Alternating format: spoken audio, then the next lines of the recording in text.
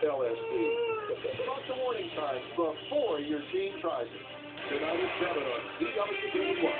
Sleeper pill, a drug as potent as LSD.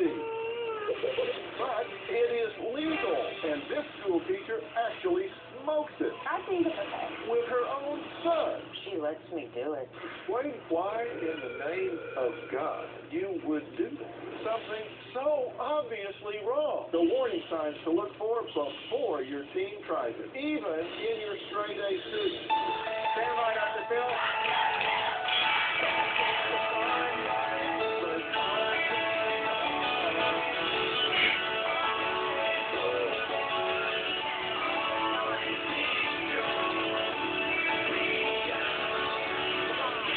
He said.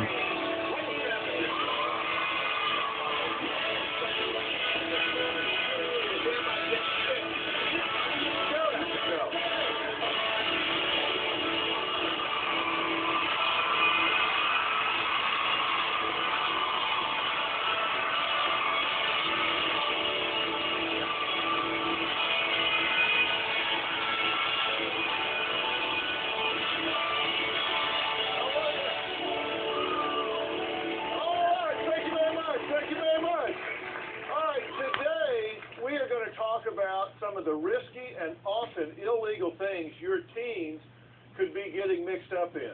So many of you that have teens and preteens are concerned about what's the current trend today. How could these kids be putting themselves in harm's way? So I'm going to tell you why they sometimes say yes to participating in something that is just so obviously wrong. And if you're sitting there thinking, well, look, my son or daughter wouldn't do stuff like that. They're not stupid. Yes, they are. There are warning signs to look for even in your straight-A students. Now, every day in the headlines, it seems like there's another story about a dangerous trend or some inappropriate activity that teens are involved in.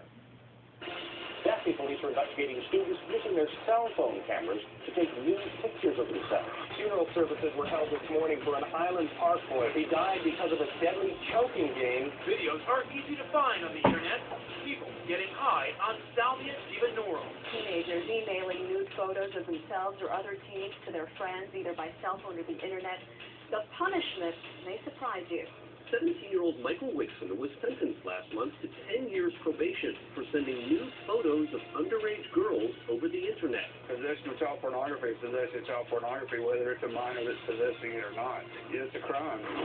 Kids play the game by making themselves or someone else pass out. They do it for a brief high. What they don't realize is that they're playing with their lives, risking headaches, brain damage, even death.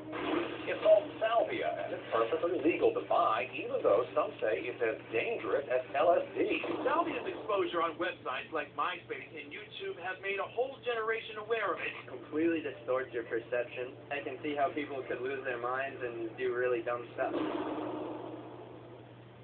Well, what you were just looking at were some teens that are high on something called Salvia Divinorum. Now, here's the deal. Let me show you this. This is salvia, and this is salvia, and this is salvia. We decided to do this show. I mentioned to my producers that I'd like to have some to show you parents what it is. It took them less than 30 minutes to leave the studio here at Paramount and go out and buy these. This bag was $40. I think these were like 20 bucks a piece or something like that. Now, what we're talking about here is a hallucinogenic, and it is legal. It's estimated that 1.8 million Americans aged 12 or older have used this drug, which is legal in 43 states. It's like LSD, except anybody can just walk in and buy it. Now, teens aren't just smoking, snorting, or drinking this drug. They're recording themselves while getting high and then posting the videos of their trips on YouTube.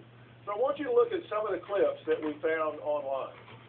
Now, the first girl is waving her arms and flailing around after she gets high. Now, this boy gets high and then just falls to the ground. This boy is being taken by another friend while he's hallucinating. And this girl just falls over on the couch. You'll see her. She's smoking this stuff. It takes just a matter of a few seconds, and then bang, down on the floor. And this girl is just waving her hand while she's getting high. So what's the appeal? All of this waving and flailing, and you can barely understand anything being said. So you've got to wonder, why would they do this? Well, it doesn't take you long to answer that. I mean, it's something different. It's something new. It's something that's kind of on the edge, and teens like to be on the edge. Now, Rebecca is a mother and high school teacher who says she's concerned about her 16-year-old son, Jerry's salvia abuse. Salvia has become such a part of Jerry's life that all he does is eat, sleep, play video games, and smoke. I am worried about how salvia will affect his brain. Jerry has been in the 9th grade for 3 years. He hasn't made any progress. As a school teacher, I'm concerned about his grades, and it's frustrating me to worry about Jerry progressing from salvia to harder drugs like cocaine and heroin because it could lead to his death. Well, but Jerry says the reason he uses salvia is because his mother, Rebecca, allows him to get high in their home. My mom helps me get the salvia. She drives me to the smoke shop, and I give her my money. She walks in and asks the guy on the counter for the salvia, and she gives me the little container. I usually only smoke salvia at home because it's pretty intense. I sometimes think about quitting salvia, but like I said, when I'm bored, that's what I do. I'm like addicted to it. Addicted. 16-year-old Jerry says he has some very dramatic salvia trips that he revealed to his mother, Rebecca. Some of them she even witnessed. I was 15 years old when I started using salvia. It's like an extracurricular activity. I just smoke salvia and play video games. The first time I smoked salvia, it only lasted about 4 to 5 minutes. It made me hallucinate. I thought my mom was changing into an African American. I saw in my house there was like a store. People were walking around and talking to me. Other people that were around me with the color orange. Every time I sat down, it kind of felt like I was speaking to the chair. One of the times it started raining from my ceiling. I could see the water condensing onto the ceiling and falling like rain. Like it was a cloud. Okay, now you get that what he's talking about is legal. So far, this story seems like a concerned mother with a son who is addicted. But here's what shocked me the most. She smoked salvia too. In fact, they've smoked the herb together. But she says she only smokes the herb occasionally and can handle it better than the son that she buys it for. I have smoked salvia a few times. My experience with salvia is it's really hard hallucinogen. I've seen walls melting. I don't look in the mirror because things look a bit freaky. Things are extremely distorted. You're not able to control your body as much as you wish you could. Like you touch something, your hand will go through it. Like a window, you can touch the glass and it feels like your hand goes through the glass. And people's faces change and become a little bit scary sometimes. I'm not addicted to salvia, and it's not something that I do on a regular basis. Explain to me, if you would, why in the name of God you would want your son to do that? There's not a whole lot of information that I have found about salvia, and I believe that it's safer than LSD or other drugs. Maybe, because you don't really know. We don't really have much data on this right now, right? Right.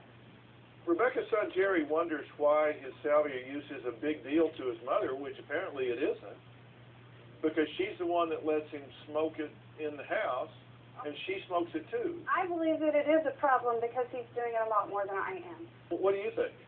She lets me do it, so, I mean, she doesn't ever say that it's a problem a lot of the time. Well, the only problem I have is that you cannot do it in moderation. I think that if you were able to take care of your responsibilities and do it in moderation, then it's okay. Because I'm an adult and my brain is pretty much the villain.